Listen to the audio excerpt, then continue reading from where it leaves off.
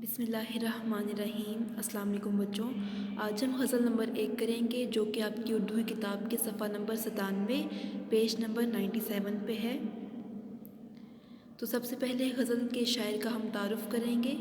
غزل کے شاعر کا نام میر تقی میر ہے، جو کہ 1727 میں آگرہ میں پیدا ہوئے اور 1810 میں لکھنؤ میں وفات پائی۔ آپ کا تخلص یعنی جو آپ کا شاعری والا نام تھا اس کا نام تھا میر، اور والد کا نام محمد علی تقی تھا۔ اردو میں میر تقی میر کا مقام بہت اونچا ہے۔ بہت سے شعراء اور ناقدین یعنی جو لوگ ادب کے بارے میں مختلف قسم کی رائے رکھتے ہیں، انہوں نے ان کو خدائے سخن یعنی ان کو شاعری کے استاد یا شاعری کا خدا مانا ہے۔ وہ اپنے زمانے کے ایک بہترین شاعر تھے، یہاں تک کہ غالب نے بھی ان کو شاعری میں اپنا استاد مانا ہے۔ ٹھیک ہے، تو یہ شاعر کا تعارف۔ اس کے بعد ہم دیکھیں گے غزل۔ غزل کے آج ہم نے پہلے 3 اشعار کرنے ہیں۔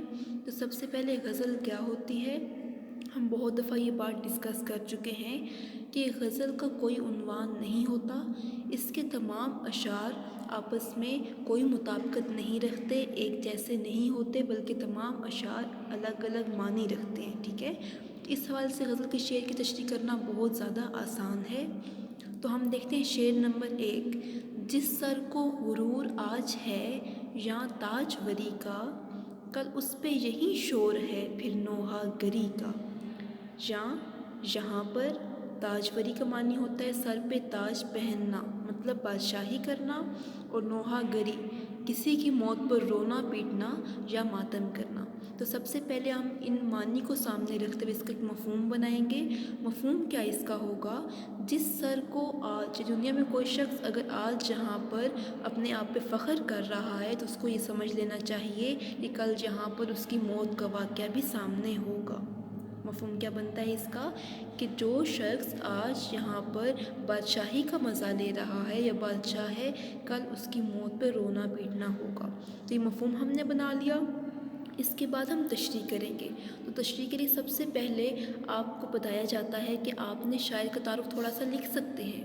تو آپ اس میں کیا کہیں گے کہ یہ غزل میر تقی میر نے لکھی ہے، جن کا تخلص میر تھا اور شاعری کے میدان میں ان کو خدائے سخن کہا جاتا ہے۔ غالب نے ان کو اپنا استاد مانا ہے۔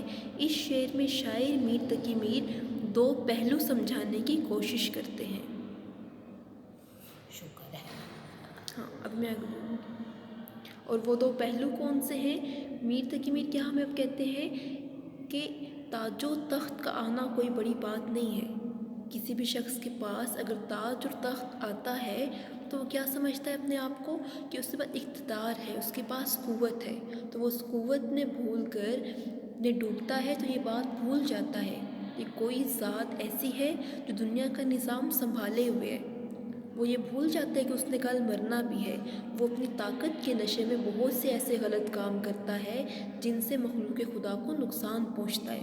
تو کہتے ہیں کہ اے انسان، اے نادان انسان، اے ناسمجھ انسان، اس بات میں مت سرشار رہ، اس بات میں مت خوش رہ کہ تیرے پاس قوت ہے، دولت ہے، طاقت ہے، بلکہ دنیا کی تلخ حقیقت کو مد نظر رکھے۔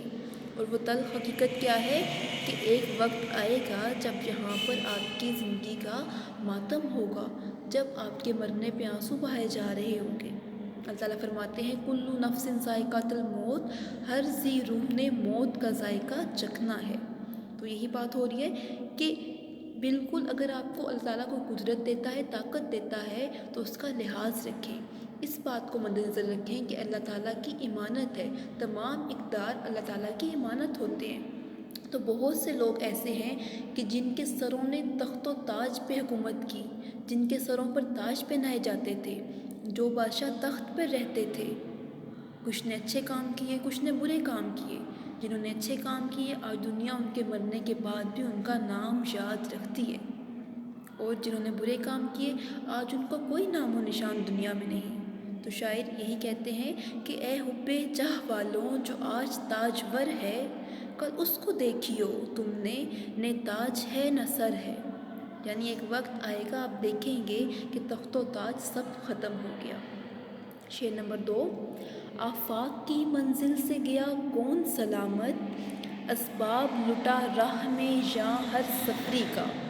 آفاق دنیا، منزل سے مراد ٹھہرنے کی جگہ، سلامت، محفوظ، اسباب، ساز و سامان، اور سفری ہر مسافر۔ تو کہتے ہیں کہ اس کا مفہوم کیا بنا کہ دنیا کی اس منزل سے کوئی بھی انسان سلامت نہیں گزرا، یہاں ہر مسافر کا سامان راستے میں ہی لٹ جاتا ہے۔ شاعر نے اس شعر میں کیا ہمیں بتایا ہے کہ زندگی عارضی ہے اور جو اس کے بعد کی زندگی ہے وہ مستقل ہے، یعنی ہر انسان دنیا میں آتا ہے تو وہ ایک مسافر کی حیثیت سے آتا ہے۔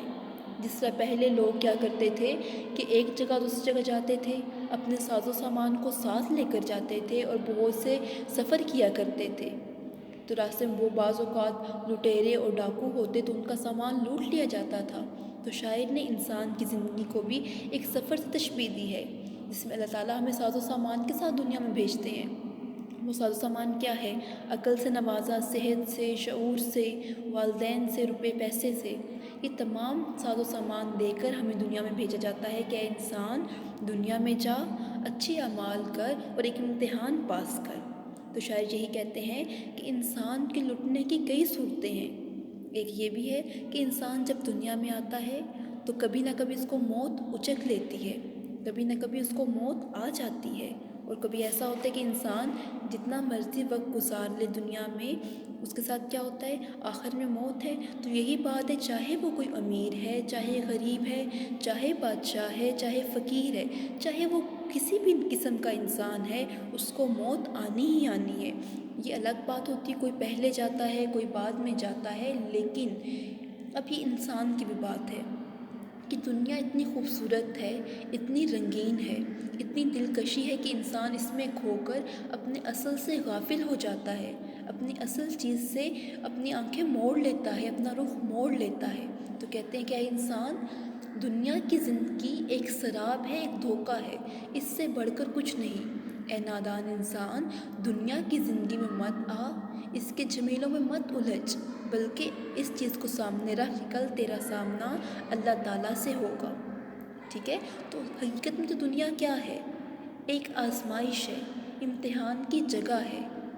شاعر میں کہتے ہیں کہ جگہ جی لگانے کی دنیا نہیں ہے، یہ عبرت کی جا ہے تماشا نہیں ہے۔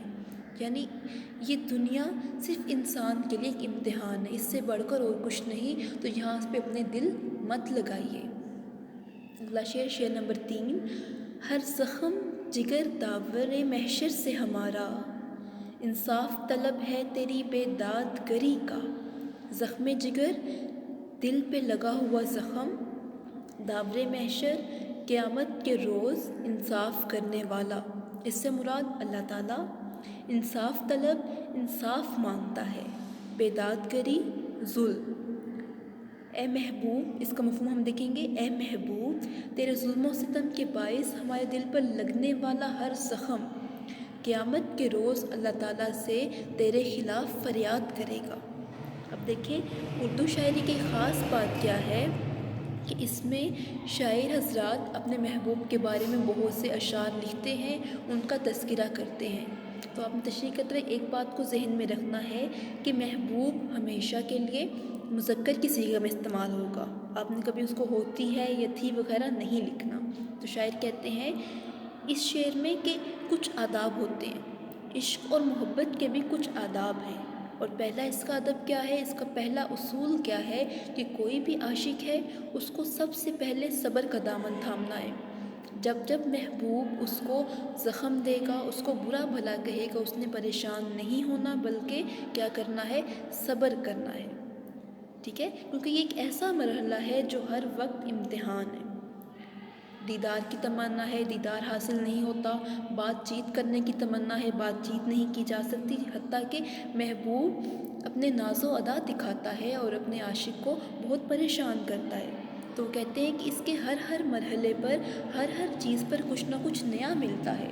تو شاعر کہتے ہیں یہاں پر کہ ہمارے دل پہ لگا ہوا ہر زخم اللہ تعالیٰ سے فریاد کرے گا، میں اپنا ہر دکھ، اپنی ہر مصیبت کو اللہ کی حضور پیش کروں گا، کیونکہ میری ذات پہ اتنے زخم ہیں، اتنے میری ذات پہ ظلم و ستم کیے گئے ہیں کہ تیر کھاتے کھاتے میرا دل چھلنی ہو گیا ہے، بلکہ ایسا ہوا ہے کہ جو دل کبھی بے حد نازک تھا، احساسات کا مرکز تھا۔ اس میں بہت سی ایسی چیزیں تھیں کہ دل جو تھا اس کا بہت زیادہ حسرت کا مارا ہوا تھا، کبھی بہت نازک تھا، آج اس کا دل چھلنی چھلنی ہو گیا ہے۔ اس کی تمام زیادتیوں نے محبوب کے حوصلے اور صبر و ضبط کا حشر نشر کر کے رکھ دیا ہے۔ تو وہ یہی بات کہتے ہیں کہ میں اللہ تعالیٰ کے سامنے تیرے حضور کچھ نہیں کہوں گا، میں اللہ تعالیٰ کے سامنے بھی خاموش رہوں گا، لیکن میری ذات پہ لگایا ہوا ہر زخم بولے گا، اللہ تعالیٰ کے دربار میں فریادی بنے گا، کیونکہ میں نے تو برداشت کر لیا، لیکن اب یہ آپ کا امتحان ہے۔ میں تو برداشت کر لوں گا، میرا دل تو برداشت کر لے گا، لیکن میرے جسم کا ہر حصہ تمہارے خلاف گواہی دے گا۔ تو بچوں، آپ نے 3 اشعار کی تشریح کرنی ہے۔ طریقہ کار میں نے آپ کو لکھوائے ہوئے ہیں، آپ نے اس کو مد نظر رکھنا ہے اور تشریح اچھی طرح سے یاد کرنی ہے۔